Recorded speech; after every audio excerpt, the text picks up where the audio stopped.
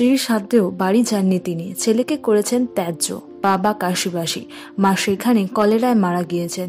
ঈশ্বরচন্দ্র বিদ্যাসাগরের শেষ জীবন ছিল এরকমই। সাল 1875, তারিখ 31 মে। অভিমানে ক্ষতবিক্ষত একজন আমহার্স্ট স্ট্রিটের 63 নম্বর বাড়িতে দোতলার একটি ঘরে বসে গভীর রাতে নিজের হাতে লিখছেন তার ইচ্ছাপত্র বা উইল।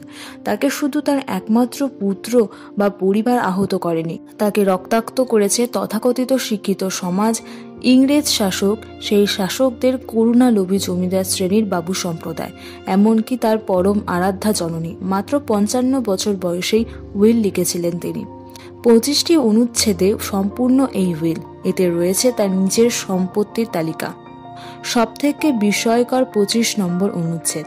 আমার পুত্র বলিয়া পরিচিত শ্রীযুক্ত নারায়ণ বন্দ্যোপাধ্যায়, যার বর্ণায় যথেচ্ছাচারী ও কুপথগামী, এজন্য ও অন্য গুরুতর কারণবশত আমি তাহার সংস্রব ও সম্পর্ক পরিত্যাগ করিয়াছি। এই হেতুবশত বৃত্তি নির্বন্ত স্থলে তাহার নাম পরিত্যক্ত হইয়াছে এবং এই হেতুবশত তিনি 44 ধারা নির্দিষ্ট ঋণ পরিশোধকালে বিদ্যমান থাকিলেও আমার উত্তরাধিকারী বলিয়া পরিগণিত অথবা এই বিনিয়োগপত্রের কার্যদর্শী নিযুক্ত হইতে পারিবেন না। 5 পুত্রকন্যার মধ্যে নারায়ণচন্দ্র জ্যেষ্ঠ ও একমাত্র পুত্র।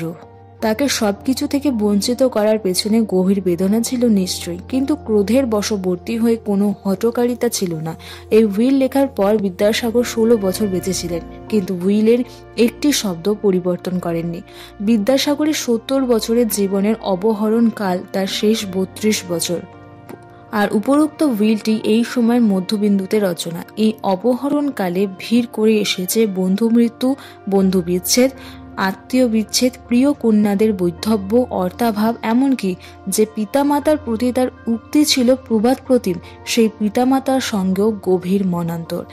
এর শুরু 1858 সালের নভেম্বরে, যখন বিদ্যাসাগর পদত্যাগ করলেন সংস্কৃত কলেজের অধ্যক্ষের পদ থেকে। 48 বছরের যুবকের উদ্যম নিয়ে যখন তিনি শিক্ষা ও সমাজ সংস্কারের কাজে সরকারি ব্যবস্থাকে ব্যবহার করতে চেয়েছেন, ঠিক তখনই প্রতিপত্তি ও স্বাচ্ছন্দ্যের সিংহাসন থেকে তাকে নেমে আসতে হয়েছে। বোধহয় তার জীবনের নৈরাশ্যের শুরু সেই দিন থেকেই। এই উইল লেখার 1 বছর আগেই, অর্থাৎ 1874-এ বিদ্যাসাগর নির্দেশ দিয়েছিলেন নারায়ণ যেন তার বাড়িতে প্রবেশ না করেন। তারও 2 বছর আগে নারায়ণের সঙ্গে তার সমস্ত সম্পর্ক ছিন্ন হলো বলে তিনি ঘোষণা করে দিয়েছিলেন। অথচ 1870 সালে নিজের সমস্ত পরিবার পরিজন, স্ত্রী ও নিজের মায়ের মতের বিরুদ্ধে দাঁড়িয়ে নারায়ণের বিয়ে দিয়েছিলেন বিধবা কন্যা ভবসুন্দরীর সঙ্গে। 32 বছরের ওই দীর্ঘ সময় 2টি মাত্র ঘটনা বিদ্যাসাগরকে আনন্দ দিয়েছিল: মেট্রোপলিটন ইনস্টিটিউশনের প্রতিষ্ঠা ও বিকাশ, আর তার ছেলে নারায়ণের বিয়ে। নারায়ণচন্দ্র বেশি দূর পড়াশোনা করেননি। তার পড়াশোনা শেষ হয়ে যায় গ্রামের পাঠশালাতে। ঈশ্বরচন্দ্রের 2 ভাই হরচন্দ্র ও হরিশ্চন্দ্র পরপর 2 বছরে কলেরা রোগে মারা যান কলকাতায়। হরিশ্চন্দ্র মারা যাওয়ার পরেই ঠাকুরদাস ঘোষণা করে দিলেন পৌত্র নারায়ণকে তিনি আর কখনো কলকাতায় পাঠাবেন না। এই ব্যবস্থা কার্যকর হলো তার পুত্র ঈশানচন্দ্রের বেলাতেও। বিদ্যাসাগরের স্ত্রী দীনমণি দেবীও থাকতেন গ্রামের বাড়িতেই। বাবাকে অনেক বুঝিয়েও এই গো ভাঙতে পারলেন না ঈশ্বরচন্দ্র। 16 বছর বয়সে নারায়ণ আটকে থাকলেন গ্রামের পাঠশালায়। স্নেহান্দ্র পিতামহের অতিরিক্ত প্রশ্রয়ে যে ছেলে ঠিকমতো মানুষ হচ্ছে না, তা তার চোখ এড়ায়নি। প্রচন্ড ক্ষোভে একবার তিনি ঠাকুরদাসকে বলেছিলেন, আপনি ঈশান ও নারায়ণের মাথা খাইতেছেন, তথাপি আপনি লোকের নিকট কিরূপে আপনাকে নিরামিষাসী বলিয়া পরিচয় দেন।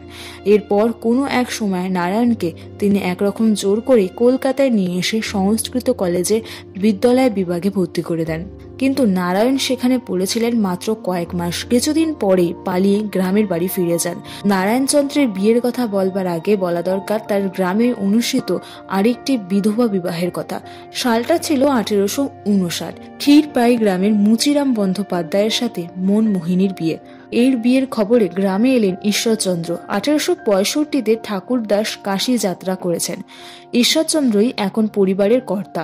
মুচিরাম ছিলেন গ্রামের হালদারদের ধর্মপুত্র। হালদারেরা একযোগে এসে দেখা করলেন ঈশ্বরচন্দ্রের সঙ্গে, অনুরোধ করলেন যাতে এ বিয়ে না হয়। ঈশ্বরচন্দ্র কথা দিলেন এ বিয়ে হবে না। কেন এই অনুরোধ আর কেনই বা বিদ্যাসাগর তা মানলেন তা জানা যায় না। শুধু বিয়ে হচ্ছে না এ কথা সবাই জানল। বিদ্যাসাগর মনমোহিনী ও তার মাকে নিজেদের বাড়ি ফিরে যেতে বললেন। তখন বর্ষাকাল, সারা রাত ধরে চলছে বৃষ্টি। বৃষ্টির শব্দ ছাপিয়ে শোনা যাচ্ছে শাঁখের আওয়াজ। মুচিরাম ও মনমোহিনীর বিয়ে হয়ে গিয়েছে ততক্ষণে। এর প্রধান উদ্যোক্তা তার নিজের ভাইয়েরাই, বিশেষত দীনবন্ধু ও তার পুত্র নারায়ণ। এতে জননী ভগবতী দেবী ও স্ত্রী দীনময়ীরও সমর্থন ছিল পুরো মাত্রায়। ভোর হলো, সবাইকে ডাকলেন বিদ্যাসাগর। তিনি যাত্রার জন্য প্রস্তুত। অনেকবার তিনি গ্রামে এসেছেন ও ফিরে গিয়েছেন কলকাতায়, কিন্তু এবারের ফিরে যাওয়া অন্যরকম। সবাইকে বললেন, আমি আমার কথা রাখতে পারলাম না, লোকের কাছে অপদস্থ হলাম, গ্রাম ছেড়ে চলে যাচ্ছি, আর কখনো এই গ্রামে ফিরব না। কারো কোনো কথাই শুনলেন না। পেছনে পড়ে রইল গ্রাম, আত্মীয় পরিজন, জননী, স্ত্রী, পুত্র, নিজের হাতে গড়া স্কুল, সবকিছু। সে বছরই গোড়ার দিকে আগুন লেগে পুরনো বাড়ি পুড়ে গিয়েছিল বলে বিদ্যাসাগর সবার জন্য কয়েকটি বাড়ি তৈরি করে দিয়েছিলেন। সেই সব বাড়িতে আর তার পা পড়বে না। এরপরে 22 বছর বেঁচে ছিলেন বিদ্যাসাগর, কিন্তু কোনোদিন আর গ্রামে ফিরে যাননি। বিদ্যাসাগর একটি প্রেস ও বুক ডিপোজিটরি করেছিলেন, যার নাম সংস্কৃত মুদ্রণ যন্ত্র। নিজে প্রচন্ড ব্যস্ত, বিধবা বিবাহ ও নানা রকম সমাজ সংস্কারের কাজে বই লিখছেন। রয়েছে মেট্রোপলিটন ইনস্টিটিউশন ও অন্যান্য বিদ্যালয়ের দায়িত্ব। কাজে প্রেস ও ডিপোজিটরির কাজ নিজে দেখার সুযোগ পান খুব কমই। বেতনভোগী কর্মচারীরা সেই সুযোগ পূর্ণ মাত্রায় গ্রহণ করে চরম বিশৃঙ্খলা সৃষ্টি করেছে। এদিকে তিনি ঋণে জর্জর বিধবা বিবাহ দিতে গিয়ে তখন পর্যন্ত 60 জন বিধবার বিয়েতে খরচ করেছেন প্রায় 82,000 টাকা। ঋণের আরেকটি কারণ হলো 1866 থেকে 67 সালে দুর্ভিক্ষে বীরসিংহ ও বর্ধমানে নিজের খরচে খোলানো সত্র। 1869 সালে মাত্র 8,000 টাকায় প্রেসের 2/3 বিক্রি করে দিলেন দুজনকে। বুক ডিপোজিটরি দান করে দিলেন কৃষ্ণনগরের ব্রজনাথ মুখোপাধ্যায়কে। তখন তার মন যে অত্যন্ত বিক্ষিপ্ত তা বোঝাই যায়। যা তিনি ব্রজনাথ মুখোপাধ্যায়কে দান করলেন 10,000 টাকা, সেই ডিপোজিটরি কিনে নেওয়ার লোক কিন্তু মজুদ ছিল। তার বিপুল ঋণের বোঝা এতে আরো খানিকটা লাঘব হতে পারত। এদিকে শরীরও গিয়েছে ভেঙে। 1866 সালের শেষ দিকে এক বিদেশিনী শিক্ষাব্রতী মিস মেরি কার্পেন্টার বিলেত থেকে কলকাতায় এসেছিলেন। লন্ডনে এই মিস কার্পেন্টারের বাবার কাছেই আতিথ্য গ্রহণ করেছিলেন রাজা রামমোহন রায়।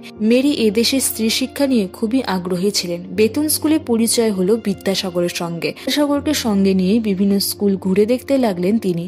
1866 সালের 16 ডিসেম্বর উত্তরপাড়ায় মেয়েদের একটি স্কুল থেকে ফিরছেন বিদ্যাসাগর। অন্য গাড়িতে আছেন মেরি। বালি স্টেশনের কাছে যে গাড়িতে বিদ্যাসাগর ছিলেন সেটা হঠাৎ উল্টে গেল। ছিটকে পড়ে প্রচন্ড আঘাত লাগলো, অজ্ঞান হয়ে গেলেন তিনি।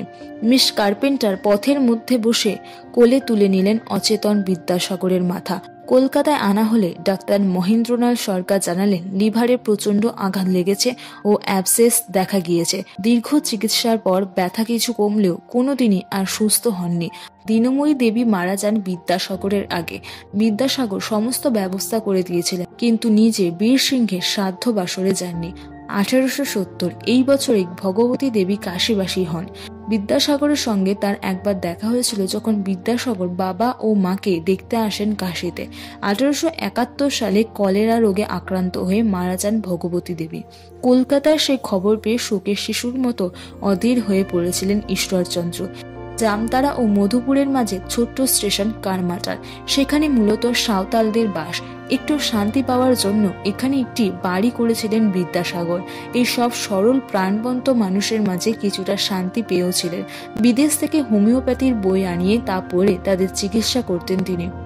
শরীরের অবস্থা খুবই খারাপ, তাই কলকাতার বাদুর বাগানের বাড়ি ছেড়ে তিনি মাঝে মাঝে এসে থাকেন চন্দননগরে গঙ্গার পাড়ে এক ভাড়া বাড়িতে। ভালোবাসেন বাউল আর ফকিরদের গান শুনতে। 1891 সালে জুন মাসে বাদুর বাগানের বাড়িতে ফিরলেন পাকাপাকি ভাবে, প্রবল যন্ত্রণায় কাতর, কিন্তু প্রকাশ খুবই কম। ইংরেজ ডাক্তার বার্চ ও ম্যাকনেল ক্যান্সার সন্দেহে চিকিৎসার ভার নিতে রাজি হলেন না। দেখতে লাগলেন ডাক্তার মহেন্দ্রনাথ সরকার। সুরেন্দ্রনাথ এলেন দেখা করতে। মুখে হাসি টেনে তিনি বললেন, সে কি এর মধ্যে চুলে পাক ধরল কেন? 29 জুলাই 1891 রাত 11টার পর আর নাড়ি পাওয়া যায়নি। রাত 2:18 চোখ খুলে চাইলেন। চোখে পড়ল পায়ের কাছে বসা পুত্রের মুখ। তারপর চিরতরে বন্ধ হয়ে গেল সেই উজ্জ্বল দুটি চোখ।